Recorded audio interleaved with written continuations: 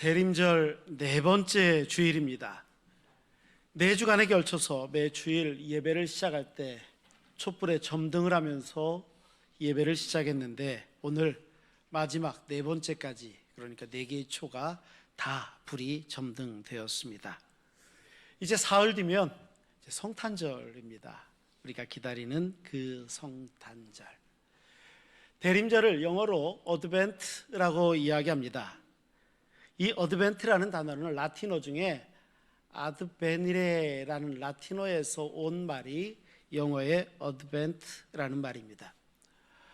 원래는 로마의 황제가 어디를 행차를 하면 황제가 도착한다 라는 이럴 때 사용했던 단어인데, 이것이 신앙의 언어가 되면서 우리는 다시 오실 주님을 기다리는 대림절의 의미의 이 단어를 사용합니다. 우리말로는 기다릴 때자, 이말림자 이 두 개를 써서 대림절이다 이렇게 부르며 2000년 전에 이 땅에 오셨던 아기 예수님을 기억하는 동시에 또 다시 오마 약속하신 재림의 주를 기다리는 마음으로 대림절을 보내게 됩니다. 그런데 요즘 세상을 보면 세상의 기다림은 좀 다른 면이 있다, 이런 생각이 들 때가 있습니다. 과연 무엇을 기다리고 있을까요? 단지 1년의 달력 중에 맨 마지막 장 25라는 숫자가 빨간색으로 돼 있으니까 12월 25일을 기다리는 건지, 아니면 그날에 있을 선물, 파티, 아니면 어떤 연휴, 연말 연휴 이런 걸 기다리는 건지 도대체 분간하기가 어렵다라는 생각이 들기도 하는 게 사실입니다. 오늘 본문을 한번 살펴볼까요? 오늘 본문은 지금으로부터 약 2700여 년 그 전에 있었던 유다라는 나라에 아하스 왕이 통치하던 시절로 우리를 데려간다는 것을 보게 됩니다. 그리고 오늘 본문을 읽으시면서 느끼셨겠지만 참 반가운 이름이 한 가지 등장합니다. 처음으로 임마누엘이 예언되어졌던 그 순간이기 때문입니다. 이 예언의 말씀을 왜 하나님께서는 그때 당시 아하스 왕 때에 유다에 예언을 하셨을까요? 그리고 이 예언의 말씀이 오늘 성탄을 기다리고 있는 우리에게는 어떤 의미가 있을까요? 그래서 오늘 본문은 오실 그분 임마누엘인데, 이번 성탄절은 오신 그분 임마누엘 설교 제목이 두 개입니다. 그래서 지금 세트로 저는 설교를 준비하고 있습니다. 도대체 어떤 의미가 있을까요? 기원전 735년입니다. 남유다는 그때 당시에 아주 심각한 위기 상황 가운데 빠져 있었습니다. 고대 근동 지역에는 여러 제국들이 나왔다 사라지고 무너지고 흥망성쇠가 계속되고 서로 힘겨루기를 할 때인데, 이때 당시에 당시 최고 강대국은 사회 역사에서는 후기 아시리아 제국, 오늘 우리 성경에서는 아수르라고 기록되어져 있는 제국입니다. 늘 제국이 있으면, 큰 나라가 있으면, 힘 있는 나라가 생기면 주변 나라들은 늘 근심이 됩니다. 그리고 그 나라를 위협하는 존재가 됩니다. 그러다 보니까 이 아수르에 어떻게 하면 저항할 수 있을까? 주변에 있는 나라들이 서로 동맹을 맺습니다. 우리가 아수르가 공격하면 우리가 동맹을 맺어서 한번 이겨내 봅시다, 아마 이런 마음이었을 것 같습니다. 이때 유다의 북쪽에 있었던 아람, 지금은 시리아 지역입니다. 아람 왕의 르신과 북쪽에 있었던 이스라엘, 북이스라엘의 왕이었던 베가가 동맹을 맺습니다. 동맹을 맺어서 아수르가 공격하면 우리가 한번 저항하고 이겨내보자, 아마 이런 마음 아니었을까요? 그런데 이 동맹이 한 가지 문제가 생겼습니다. 남쪽에 있었던 유다가 있는데 이 유다도 동맹으로 끌어들이고 싶었던 거예요. 그래서 남유다의 왕이었던 아하스에게 이 동맹에 너도 참여해라, 이렇게 얘기를 하게 된 겁니다. 그런데 아하스는 어떻게 했을까요? 유다의 왕은, 유다의 왕이었던 아하스는 이 동맹 제의를 거절합니다. 나는 그렇게 하지 않겠다, 이겁니다. 그러니까 북쪽에 있었던 이 아람과 이스라엘이 동맹을 맺었는데, 당장 아수르와 전쟁이라도 벌어지면 자기들 등 뒤에 같은 마음을 갖지 않은 나라가 있는 겁니다. 큰일 났습니다. 그래서 아수르와 전쟁을 하기 전에 남쪽에 있는 유다를 먼저 공격하게 된 겁니다. 이들이 굉장히 치밀하게 준비합니다. 오늘 본문 앞에 6절 말씀에 보면 아람과 북이스라엘 연합군이 아하스 왕을 폐위시켜야겠다라고 생각을 하고 6절에 보면 자기들 말 잘 들을 꼭두각시 왕을 이야기합니다. 그 왕이 누구였냐면 다부엘의 아들이라는 왕입니다. 이 사람을 아하스 대신에 왕을 삼아야겠다, 아무래도 그런 마음을 먹어야겠죠. 그리고 전쟁을 시작하게 되는데 역사가들은 이 전쟁을 기원전 735년에서 732년까지 있었던 시로 에브라임 전쟁이다, 이렇게 부르는 전쟁이 이제 남유다에서 발생하게 되었습니다. 아람과 북이스라엘이 연합해서 유다를 공격합니다. 이제 예루살렘까지 무너지기 직전까지 왔게 됐습니다. 이때 아하스 왕은 마음이 어땠을까요? 유다 백성들의 마음은 어땠을까요? 그때 그들의 마음 상태가 오늘 본문 바로 앞인 2절에 기록되어져 있는데, 2절은 그때 당시 상황을 이렇게 기록하고 있습니다. 왕의 마음과 그의 백성의 마음이 숲이 바람에 흔들림같이 흔들렸더라. 마치 강풍이 숲에 불어옵니다. 그럼 숲이 흔들리지 않습니까? 나무들이 심하게 흔들리듯이 아하스 왕과 백성들이 공포에 휩싸이게 되었다는 겁니다. 우리 속담에 그런 속담 있죠? 사시나무 떨듯 한다. 아마 이 분위기가 그 분위기였을 것 같습니다. 적군이 예루살렘까지 죽박해 왔습니다. 나라의 운명이요 마치 바람 앞에 등불 같은 이런 상황 가운데 처하게 됐습니다. 그런데 이때 아하스 왕에게 하나님께서 선지자를 보내십니다. 이 선지자가 우리가 너무 잘 알고 있는 그 유명한 이사야 선지자입니다. 이사야 선지자가 아하스에게 가서 하나님의 말씀을, 신탁되어진 말씀을 이제 전하게 되는데 4절 말씀입니다. 뭐라고 하냐면 이런 말씀입니다. 너 삼가고 조용해. 좀 중약하고요. 그들이 공격해 오지만 이들은 다 연기나는 두 부주깽이 부루터기에 불과하니까 두려워하지 말고 낙심하지 말아라. 이게 이사야 선지자를 통하여서 아하스 왕에게 예언되어진 예언의 말씀입니다. 하나님은 두려워 떨고 있는 아하스 왕에게, 백성들에게 이제 평안의 메시지를 전하는 겁니다. 이제 평안해라.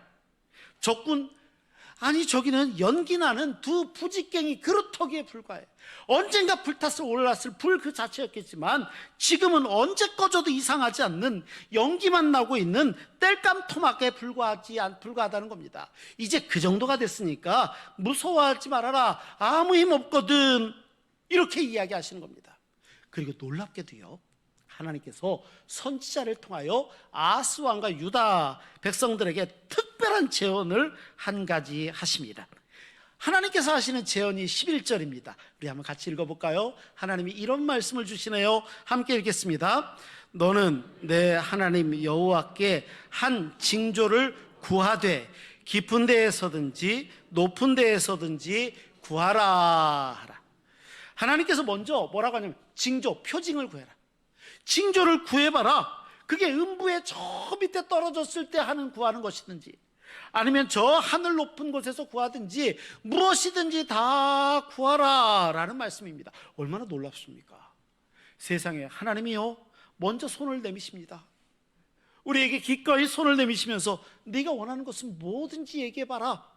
뭐든지 한번 얘기해봐. 보여줄게. 이 말씀, 만약에 우리가 하나님께 그런 제안을 받는다면 얼마나 좋을까요? 하나님이 먼저 얘기해봐. 내가 다 들어줄게. 만약 이렇게 말씀하신다면 정말 신나지 않을까요? 정말 감사하지 않을까요? 하나님 앞에 당장이라도 내 소원은 이겁니다. 이렇게 말할 수 있을 것 같지 않나요? 그런데요, 아하스는 어떻게 했을까요? 놀랍게도요, 아하스의 대답이 12절입니다. 아하스의 대답입니다. 우리 한번 같이 읽어보겠습니다. 12절.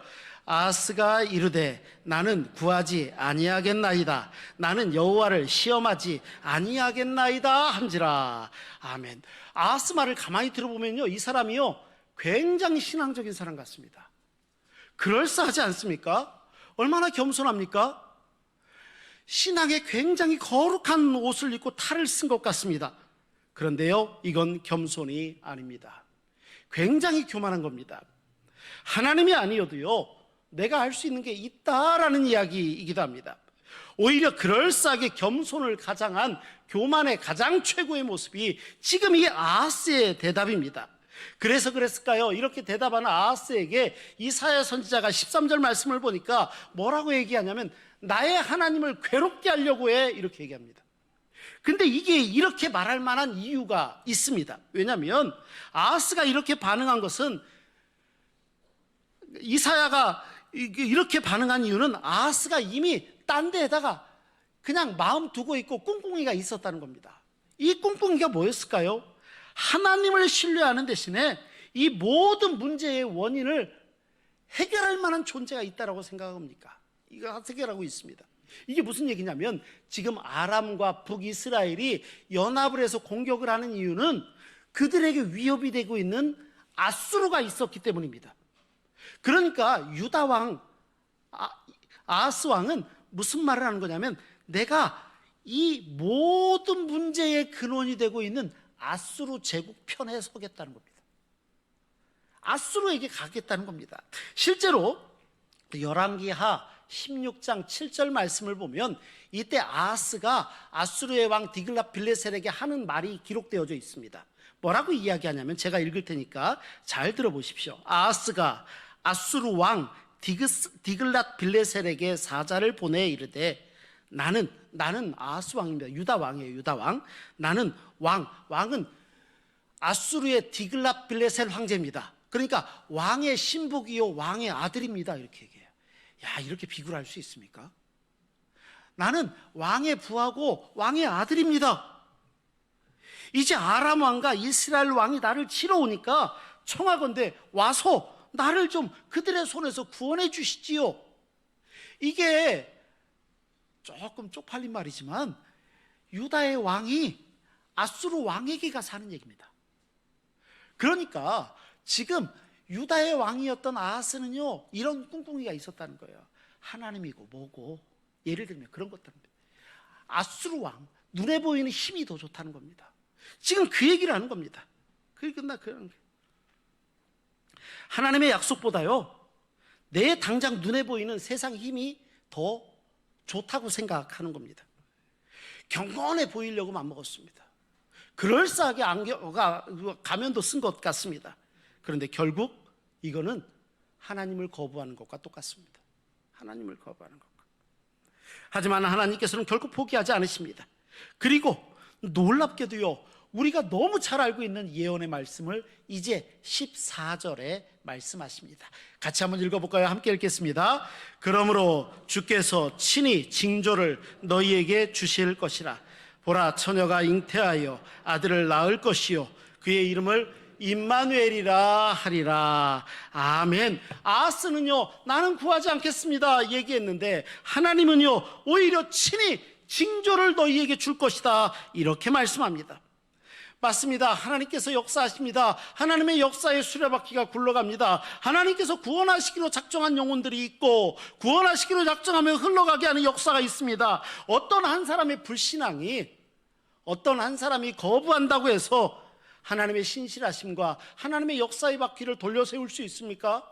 아니요, 그럴 수 없다는 것입니다. 놀랍게도요 아하스는 그러지 않겠습니다. 그런데 하나님은요 보라, 처녀가 잉태하여 아들을 낳을 것인데 그 이름을 임마누엘이라 하리라 이렇게 예언의 말씀을 하십니다. 이게 왜 중요하냐면요 임마누엘이라는 단어가 이때 처음 등장하는 단어인데 임마누엘이라는 이 단어는 세 단어가 혼합되어져 있는 의미가 있습니다. 임은 함께, together, with 이런 뜻을 가지고 있습니다. 함께, 마누는 우리와, 엘은 뭡니까? 엘리야, 엘리사 다 이게 하나님의 이름에 들어간 겁니다. 하나님이란 뜻을 가지고 있습니다.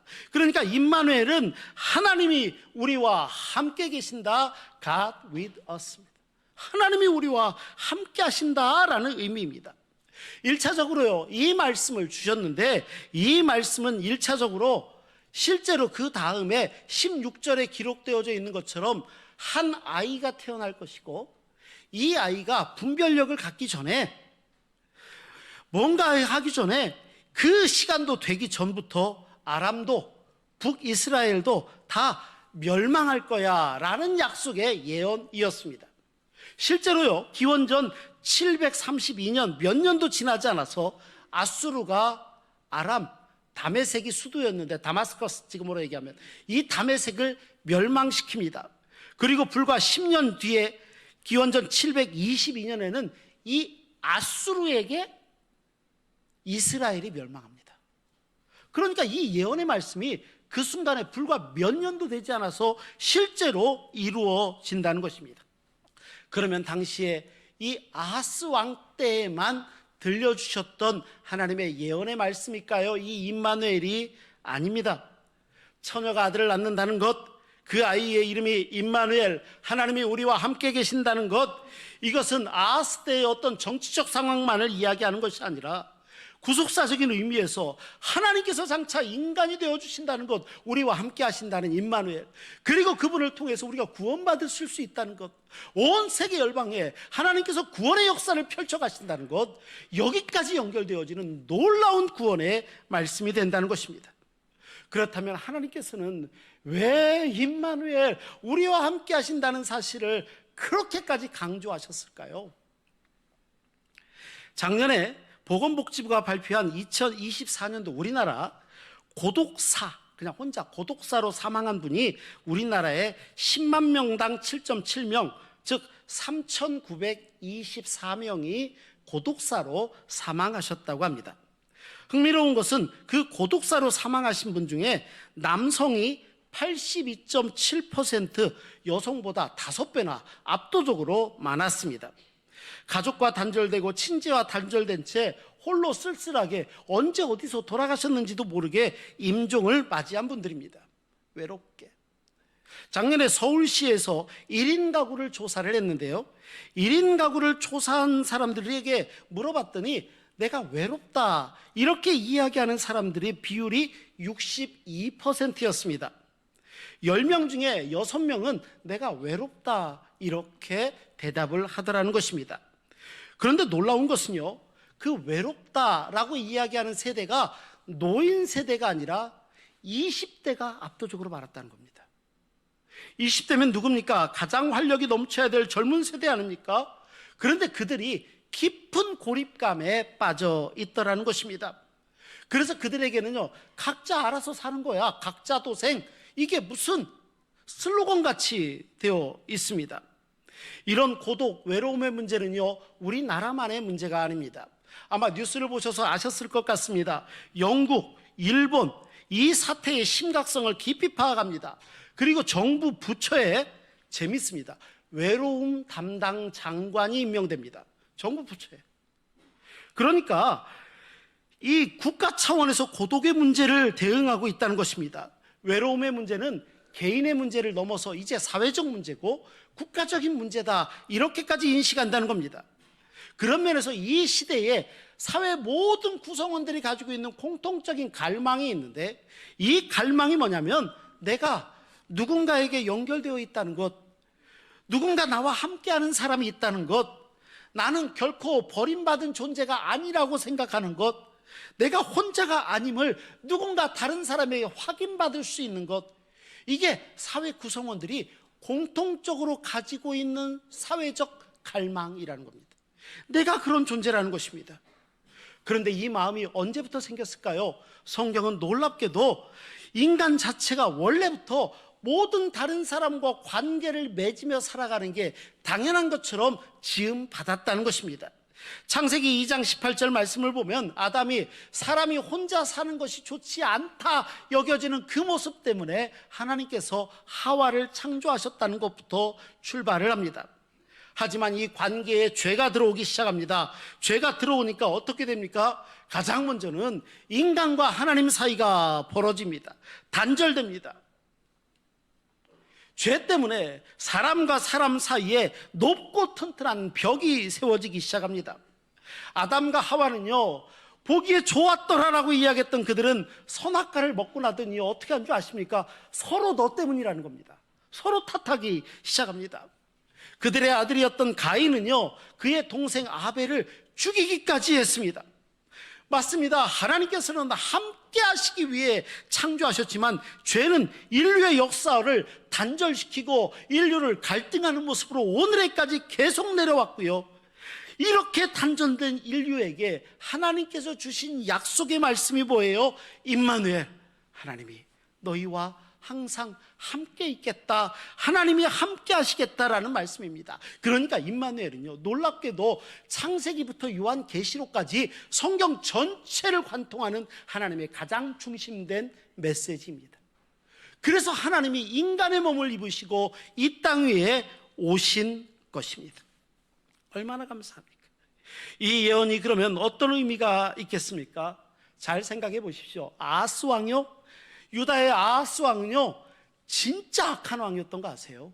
제가 오늘 아하스 왕 얘기는 하지 않지만 얼마나 악했는지. 아하스 왕은요, 우상을 섬기기 위해서 아이를 불에 태워 죽이기까지 했던 존재입니다.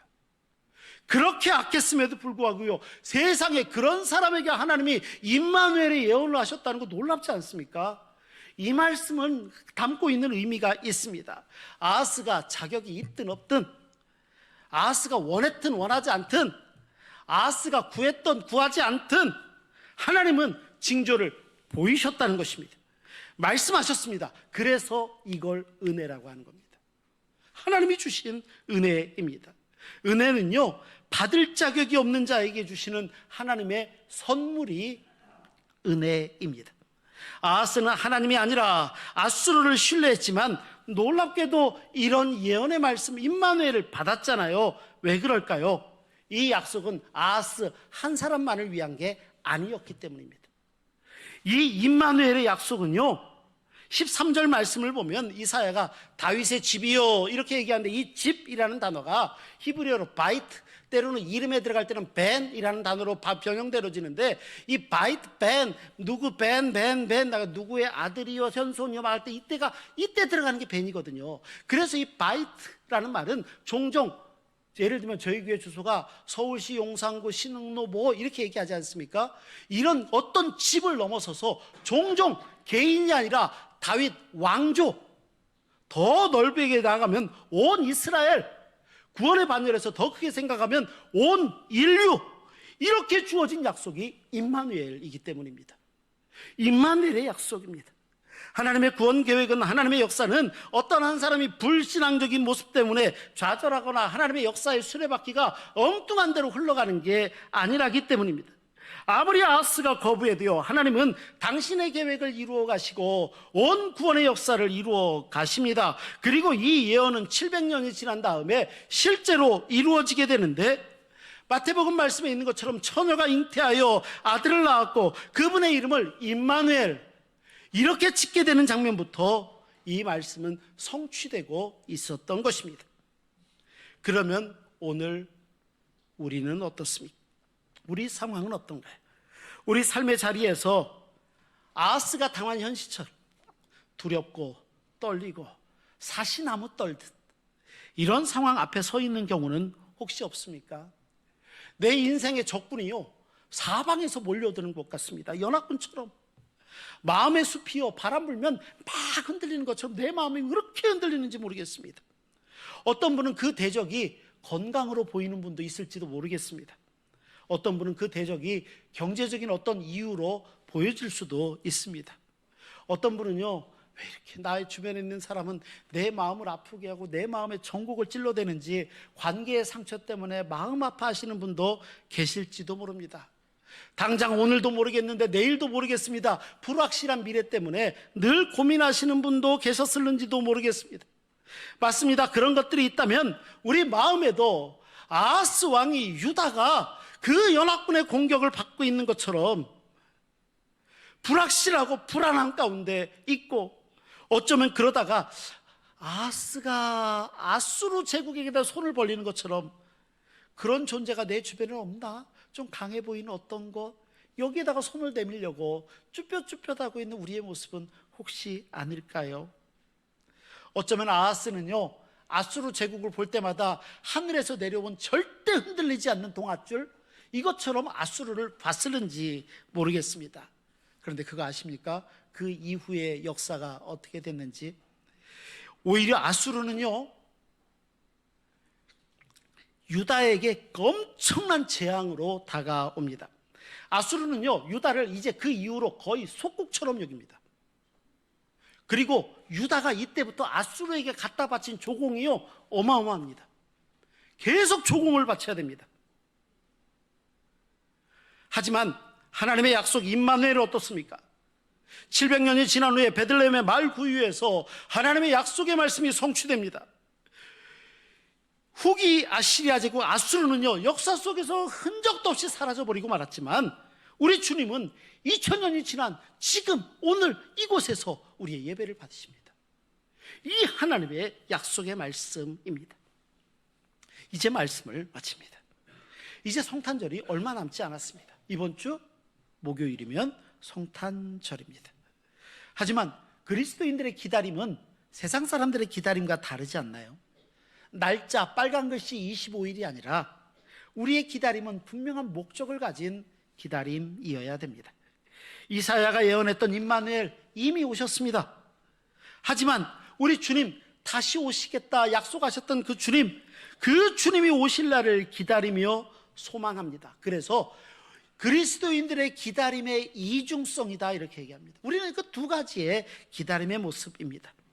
오늘 본문에 하나님께서 하신 말씀, 임마누엘 내가 너희와 항상 함께 있게 했다. 702년이 지난 후에 베들레헴에 그 약속이 성취되었죠. 그런데 놀랍게도요, 그 주님께서 공생의 마지막 승천하시기 전에 우리에게 주셨던 말씀이 무엇인 줄 아십니까? 마태복음 28장 20절 말씀입니다. 볼지어다 내가 세상 끝날까지 너희와 항상 함께 있으리라. 맞습니다. 이 말씀입니다. 그리고 다시 오시겠다 약속하신 그분을 기다리고 있습니다. 그래서 오늘 설교 제목은 오실 그분 임마누엘입니다. 이번 성탄절은 오신 그분 임마누엘, 오실 그분이 지금 우리와 함께 계십니다. 다시 오실 그분, 이번 성탄에 우리가 맞이해야 될 바로 그분 임마누엘 주님이십니다. 두려움에 떨고 있는 우리에게 어느 순간 다가오셔서 그 따뜻한 사랑의 손길로 우리의 마음을 어루만지며 걱정 마, 내가 너와 함께 있다 말씀하시는 주님의 사랑을 기억하십시오. 임마누엘, 하나님이 우리와 함께 하신다. 이 임마누엘 하나님을 믿고 의지하며 믿음으로 승리하시는 우리 신흥의 성도들이 되시기를 주의 이름으로 축원합니다. 기도하시겠습니다. 거룩하시고 자비로우신 아버지 하나님, 우리가 임마누엘 되신 주님을 기억하고 기대하고 기다립니다. 주여, 우리와 늘 함께하여 주시고 우리의 삶의 영역에서 날마다 주와 동행하는 거룩하고 복된 역사만 있게 하여 주옵소서. 우리 구주 예수 그리스도의 이름으로 기도하옵나이다. 아멘.